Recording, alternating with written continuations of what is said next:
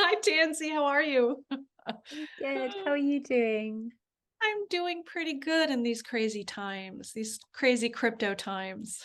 The We don't get much roller respite. coaster of crypto.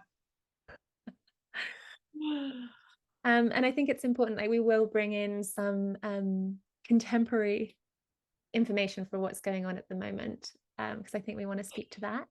So I think we're really going to kind of take cryptocurrency by the horns today, like looking at crypto, the name, what's been going on in the space, and kind of why we chose to call our business crypto ethic.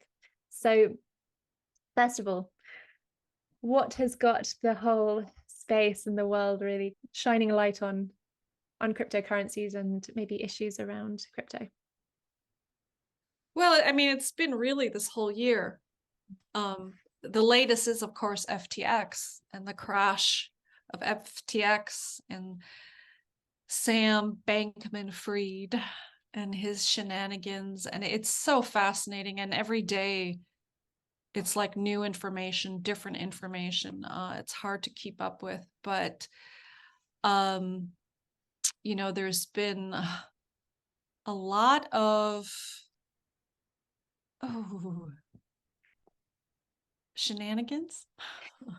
And it wasn't, I mean, it seems to, from the Twitter feed that I've been reading, it seems to sort of the culmination began with the Luna crash earlier this year.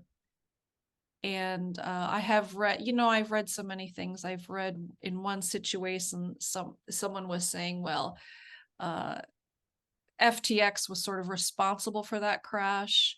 Others are saying that FTX started really getting shaky in terms of covering themselves because they had so much invested in Luna, and so their financial support crashed. Some of their financial support, and then of course right after that there was Celsius crashing. So it's been sort of a whole year of unbelievable. I mean, it was a surprise for everybody, I think, for most people. All this unraveling of these large crypto organizations, companies, and to remember that these were all centralized entities, and so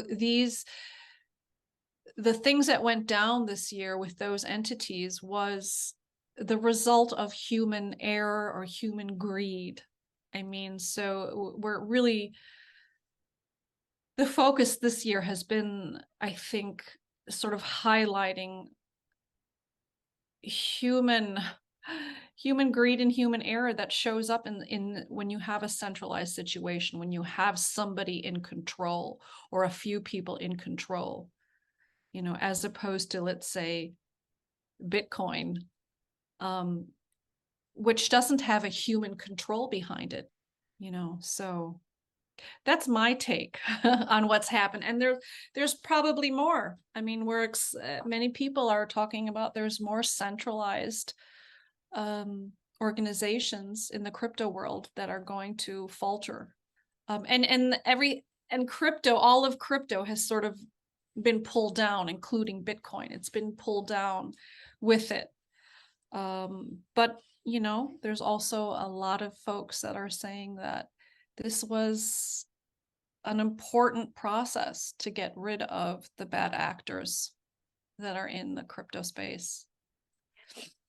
In response to that is like, just to give the listeners, if you're not fully aware, is that FTX was a large exchange, which means that they kind of facilitated the exchange of different currencies for different digital currencies for other digital currencies.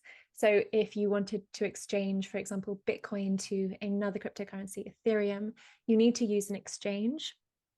And there are decentralized exchanges, which means that there's no one kind of overseeing that. It's just all kind of, it happens like across the entire sort of crypto space. Like you're kind of, you put out a sell, like I want to sell some of this coin, and whoever wants to buy it from the whole world who are using that decentralized platform can buy it from you. it tends to be a little bit more expensive. So what people do, and a little bit more complicated to utilize that. So there is this whole by centralized exchanges, which means that someone has built these organizations and has control over them. They kind of pull in people because they make it easy to do this exchanging between those who use the platform. Now, the problem is with centralized exchanges is that they hold the keys to your coins. So whenever you are using digital currencies, you need to basically access the blockchain that those currencies are on. It's like you're accessing the database, you're accessing the ledger that all of those cryptocurrencies are on. They all have their own digital ledgers, but you need a key basically to access them. Now, when you're doing it in a decentralized way, so exchanging with just a person across the world, you have your key and you kind of just send your coins to them. With a centralized platform, you basically give your keys over to that platform. In reality, you never see the key. You just buy crypto in there, you buy Bitcoin in there, or you move Bitcoin in there. But as soon as kind of it enters that space, they're basically custodians of your money, which means that if they fold, if they fall, if they go bankrupt, they can take all your money. Now, before this year, there's always been this statement of like, not your keys, not your coins. So don't hold them in centralized places.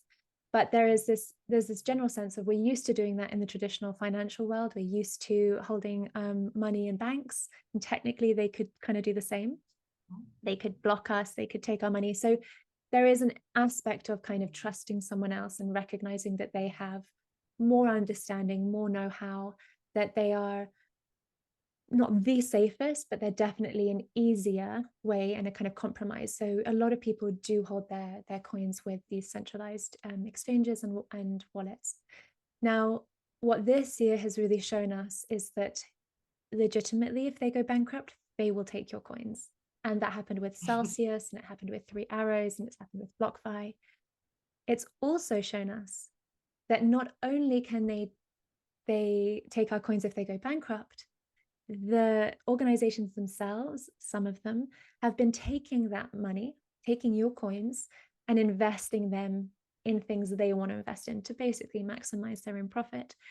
Now, because of the descent of the Bitcoin price, a lot of different companies had put in, had like kind of predicted that the market would continue to go up. And when it didn't, they end up getting into like deep trouble when they have like invested that money and they're kind of waiting for it to go up, but they're on the wrong side of basically a very big trade. But there's another piece which you were saying, which is Luna, which for those listening who don't know, there was this protocol. It was a kind of cryptocurrency as well as a stable coin. And a stable coin is a digital cryptocurrency that is pegged to the dollar. So it doesn't fluctuate in price, or it shouldn't. So it's pegged to $1. So for one of these stable coins, you have $1. Now, Luna was a system that combined a stablecoin with a cryptocurrency, and it was called the Terra Luna protocol. And so it was like a UST was their stablecoin, and Luna was their cryptocurrency, like altcoin, digital coin that would fluctuate. And what should have always happened was that the stablecoin would always keep its peg to the dollar, and the Luna could fluctuate as it wanted to. Now, there was a targeted attack on this protocol, and the stablecoin lost its peg completely and descended. And I think now it's like 0.01 cent. It's like it's worth very little. And so basically the entire system was disrupted. It got attacked, Luna went to nothing, and its stablecoin basically went to nothing. The protocol broke. The problem is that a lot of different organizations had their money in Luna because the interest rate that they were paying was 20%. So all of these big organizations thought, oh, we can invest our customers' money without telling them and basically get 20% from this protocol. So a lot of organizations invested, and then Luna collapsed and they all lost that money. And some crashed at the time, Celsius and others. Some, like FTX, are like kind of, we're seeing now that could have been a huge problem for them because they also could have also invested. and they lost a lot of money.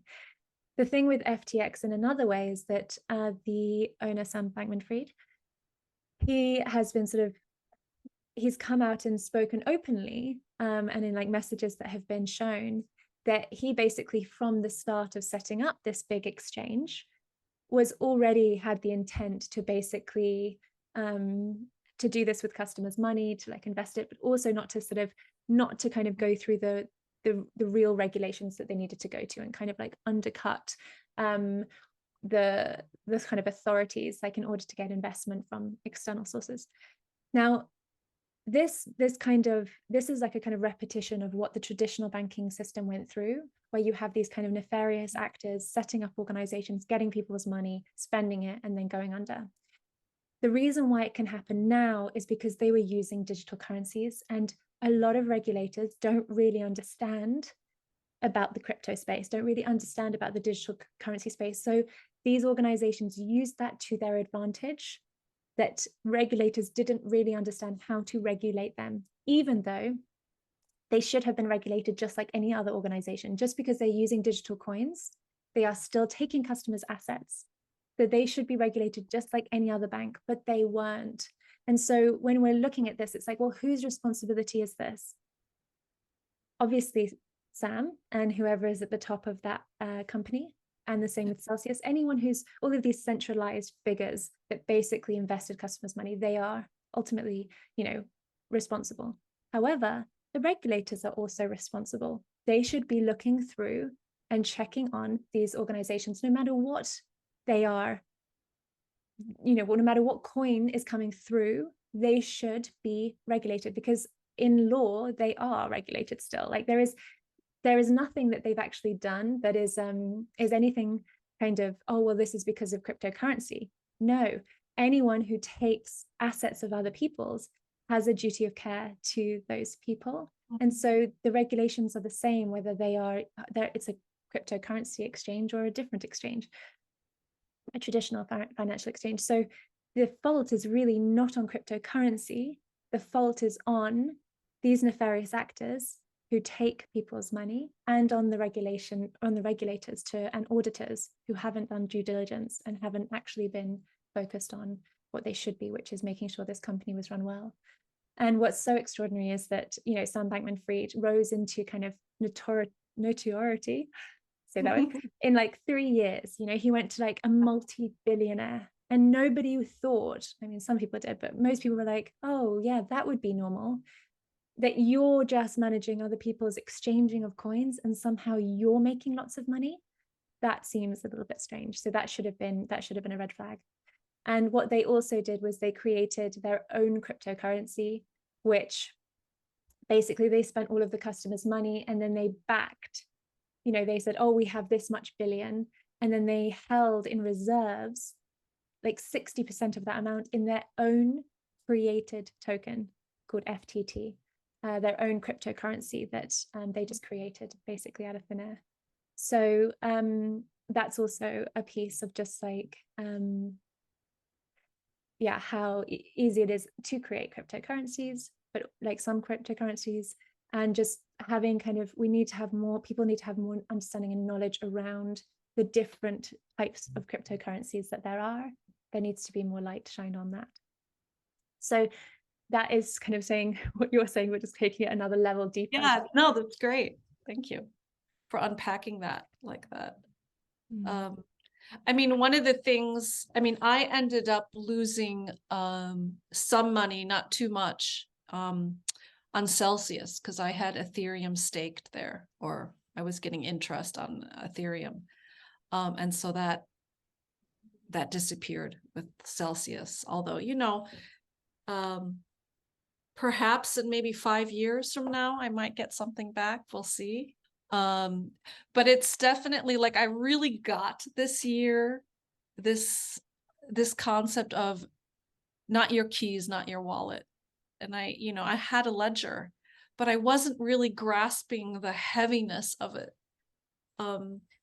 Even though so many people were saying it, you just don't, if you're new to the space, and crypto itself is such a new space, and you're so used to trusting the banks, it's hard to wrap your head around it conceptually to really get it, you know. But I started panicking a little bit earlier this year, maybe around February. I sensed, okay, I have to take everything off of Celsius. I did everything, you know, my Bitcoin and other cryptos.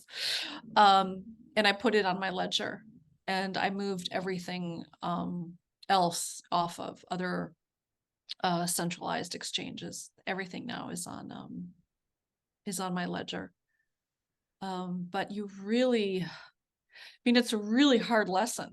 And so many people have just lost so much money, and I really feel bad for everybody. And you have to try to be as safe as possible, which means you have to educate yourself as much as possible about the space. But I mean, one of the challenges with sort of the centralized exchanges, decentralized exchanges, is you still need to go through them. But I think if you go through them relatively quickly, you won't get caught in whatever else might occur this year. Yeah, I mean, you can, through Ledger, you can buy coins, but they are through external apps. So they're like an app that like kind of takes your money in and converts it into another coin and then puts it into your Ledger wallet or into your MetaMask. But it's expensive. It's expensive, and there is a trust piece there. Like, you know, I do it's so true, right? Not your keys, not your coins. And that is the premise of this space. And it's the premise of Bitcoin. It's like, take away your need to rely on anyone else. Like, this system is designed so that you don't need to have trust. You just use it. But let's be fair, right? Like, we have just gone from a system, a banking system that we have spent our whole lives in, into a space that's still uncertain, that we are educating ourselves, or we know we're all educating ourselves around, but it takes time to educate. Everyone says, buy Bitcoin, buy these coins, and you want to buy them, right? It's very difficult. You need to go through a very long educational process to buy through a decentralized exchange, or to even buy through your ledger. Like, it's a process. There's a lot of trust anyway, right? You're like, oh God, who is this external app? So you rely on what other people are using: Coinbase, crypto.com, Binance, your FTX. You're like, I'm a bit nervous getting into this space. I don't really know what this app is, that's like that I'm using through Ledger. I don't really know what Ledger is, and I don't really know why I need to use it. And actually, it's quite complicated. So, but I want to get in. So you rely on what other people, the general kind of public, are doing. And that is really it. It's like you have these organizations like Coinbase, like Binance, that are all centralized, but they have millions of transactions coming through them every day, right? Like, they are in charge of huge amounts of money across the world. And people use them quite easily to bring in money from your bank. And so, and once you put it in, like, to actually send coins from there to, say, your ledger is actually quite complicated. You have to find out how to send it. You get long codes. You've got to make sure that you've got the right code. It's actually quite stressful. You're like, oh God, am I doing this right? There are fees. And I think for most people, it's just like, I just wanted to buy some Bitcoin. I just want to leave it where I bought it. I don't want to have to go through this really kind of complex understanding. Like, I believe in Bitcoin, I understand what it stands for, but I'm still new to the space. I don't really know how to do it all. So people keep their money in these centralized exchanges and wallets. And I think we've got to give people like that kind of understanding that actually it's still complicated, and it's still a process. And people were using these platforms regularly. When you looked on the platform, when you read anything online, everybody would say they hold your keys, but technically they're pretty safe, and they invest in a lot of security measures so that nobody can steal your coins.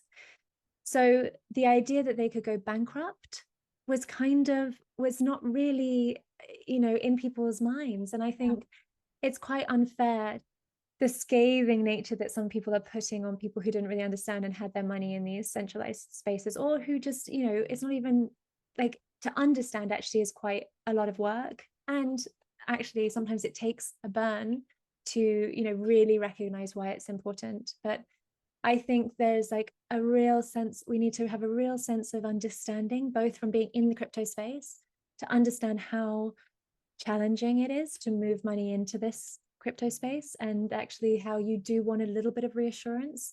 Like you do want, you do kind of, you don't mind having this bank for a time until you've learned more. But then from the other side is like how they're looking at these people who invested going, wow, you're ridiculous to have invested in crypto, you're ridiculous to have invested in Bitcoin. To also say, well, that's also not useful. Is that actually people want to invest in new technology? They want to invest in these new projects and these new protocols and into Bitcoin, which is this incredible new system of exchanging through a decentralized network. So yes, they were burned because of actually centralization, which Bitcoin is the antithesis of. But actually give them some benefit of the, they give them some benefit. Like they have taken they have reached out for this opportunity for something new, and through like little fault of their own, they have kind of been stuck in that middle space where they then got burnt. And so you see like the kind of the non-believers of crypto and the full believers in crypto kind of basically attacking these people in the middle. And it's like, why are they to blame? It was the irresponsibility of these centralized exchanges and a belief that they were being regulated as they should have been regulated, that they were being watched as they should have been watched, that they weren't investing customer funds. So, I think there needs to be a bit of like consideration on all sides, but I do believe that the education is really key. And like you said, it's really important to bring in your money, and it is much easier through centralized exchanges and wallets. You have to learn a lot more to get it through the other way, through decentralized networks. And but just like you say, pull it through and then learn how to send it to a ledger, learn how to send it somewhere that you feel safe. So if that's Trezor or somewhere else, is just like move it kind of quickly. And if you don't know how, then ask. There is a learning curve to this space, and it's so unfortunate that so many people got burnt this year through, really honestly, like I want to say no fault of their own. Like yes, they held their money with centralized exchanges, which is the antithesis of decentralization and Bitcoin, but let's be fair on them. They're taking a huge jump in moving from traditional finance into this digital financial space. So, and they make them much easier. Exchanging on centralized exchanges is cleaner, it's easier. And then holding money in some of these centralized wallets, you've got good commission, you've got good interest on your coins. And so holding them there, you are earning interest. And like, that's a benefit. Of course it is. Like when you hold your money in a traditional fiat wallet bank and you make nothing, it's like, this is ridiculous. And here is a space where you can actually make interest money. So of course it's a draw. Why else are people investing in these coins? Why else are we kind of exploring this space other than to basically make money or to find new opportunities? It's part of that. So let's not criticize that, So Hear, hear.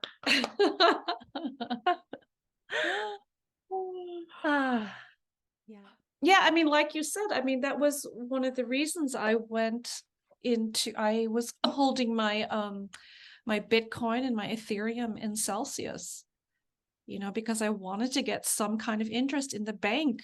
I'm not getting any interest pretty much, and I'm being charged to hold my money there, and I have dreams, I have desires, I want to have financial freedom, and I can't do that with the current system that we're in, the current economic system. I'm unable to. So these opportunities that crypto offers are just amazing. Now, granted, we saw some of that fall flat, and again, like I lost my Ethereum, but I still very much believe in the space, and I'm putting more of my efforts into Bitcoin currently. It has such a good track record, and it's not something that can be, it's not part of this centralized organization that can be manipulated so easily, so effortlessly, so sneakily. Yeah. And I think it is important to make a distinction between Bitcoin and pretty much all of the other cryptocurrencies. You know, it really does like stand alone. And when I hear people haven't got any Bitcoin but have lots of other cryptocurrencies, I do like, I can feel my body going, ah, um, because it's really the king of the space. Like, Yeah, and that's something I think important to remind people, that you don't have to buy one whole Bitcoin. You buy it in small increments. That's the beauty of one of the beauties of crypto. With Bitcoin, you can buy it like infinitesimal little fraction. So whatever money you have, you can invest it in Bitcoin.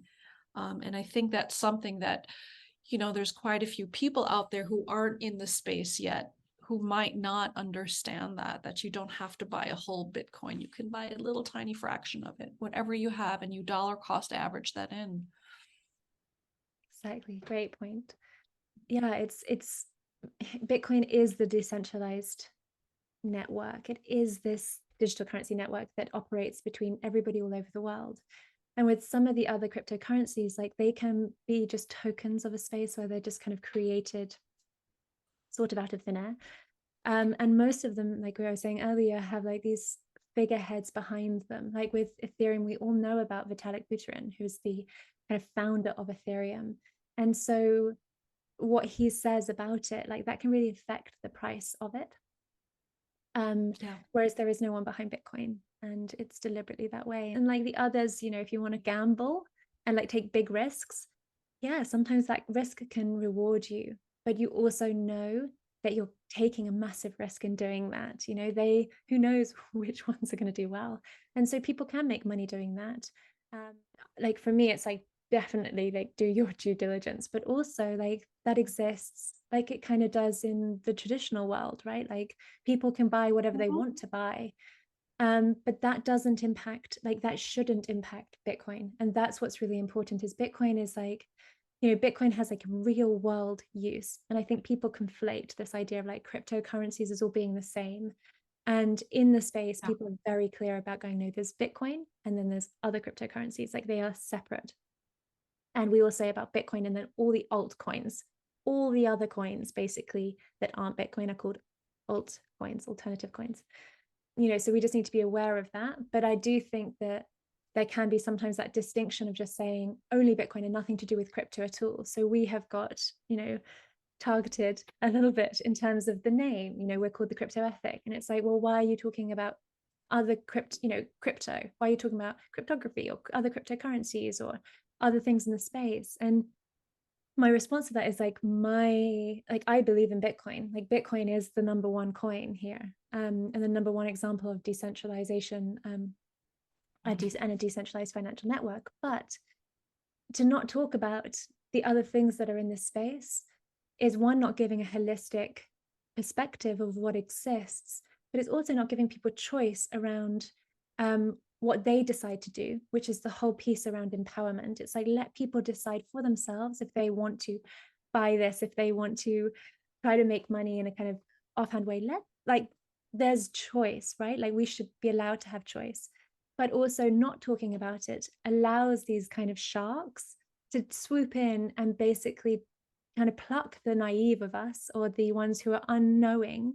If you don't have somebody educating about centralization and decentralization or Bitcoin versus altcoins, what do you think is going to happen? The other side are going to, the more nefarious actors are going to get them because they're the ones who are going to be insistent and not tell them the risks.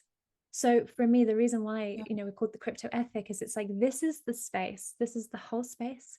And the ethical part is like, let's have an ethical way of like being in this space of like choosing for ourselves and knowing what, which projects are doing good things, like which projects like align with our values.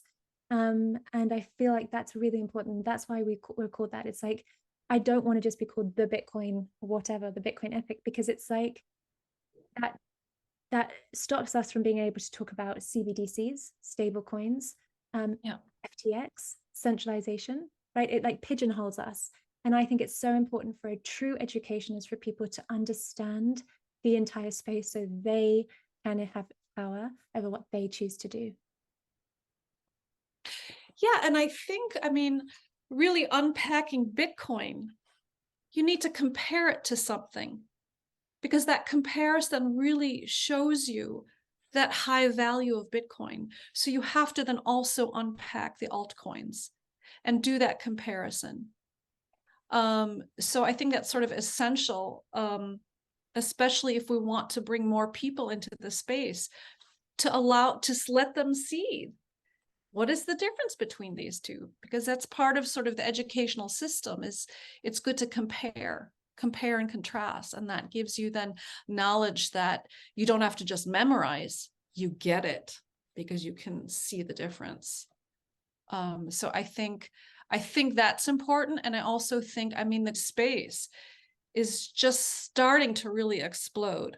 Like, I mean, it's been exploding but it's just more people are getting involved, and there's NFTs, and the where are NFTs going to go? I mean, there's so much possibility. So when we say the crypto ethic, we're talking about the underlying cryptography, which is underlying Bitcoin, altcoins, NFTs, and whatever else comes our way in this new space.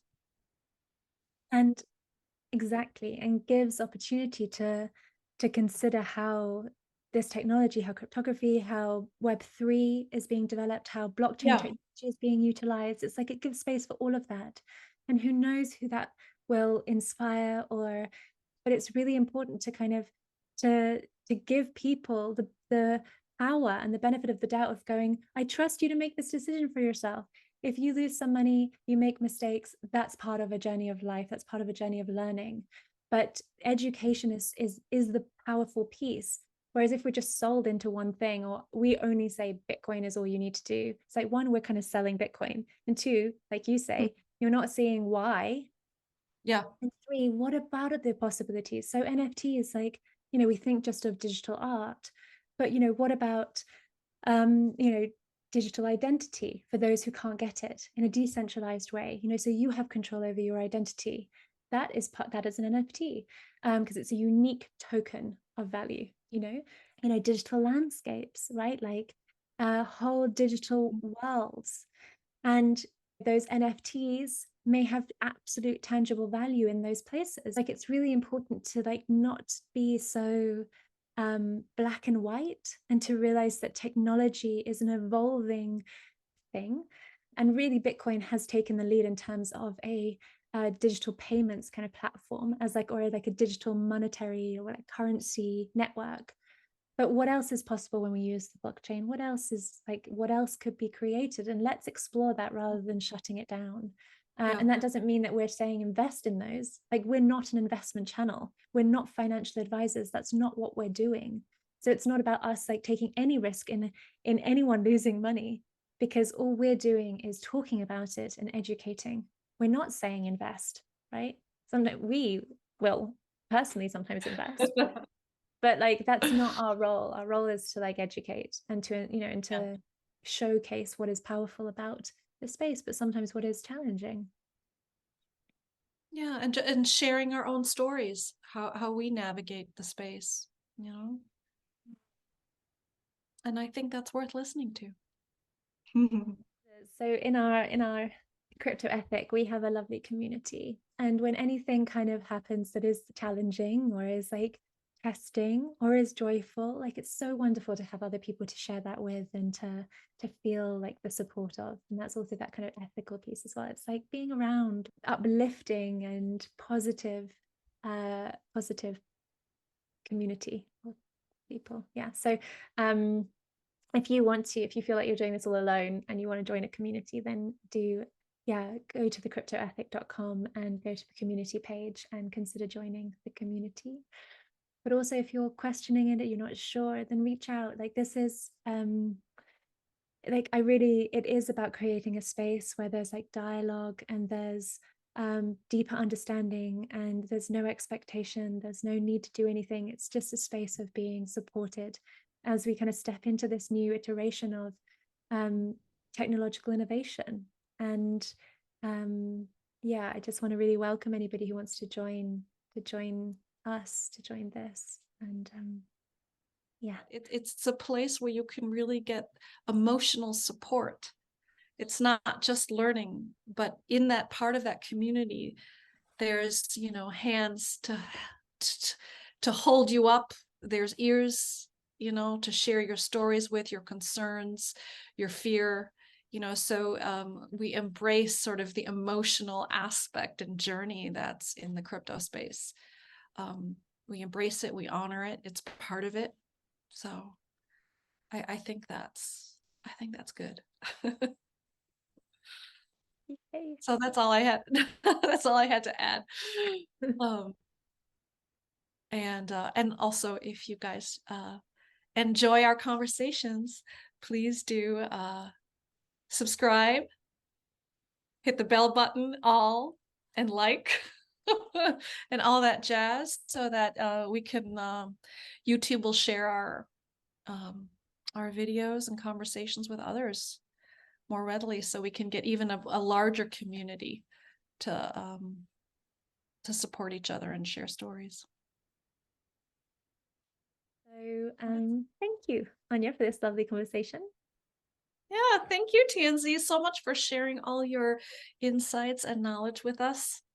And I love our conversations that we have together. Yeah, me too. And I always learn something, which is always good, I think. So we'll speak to each other next week. Yeah, sounds good. Alrighty.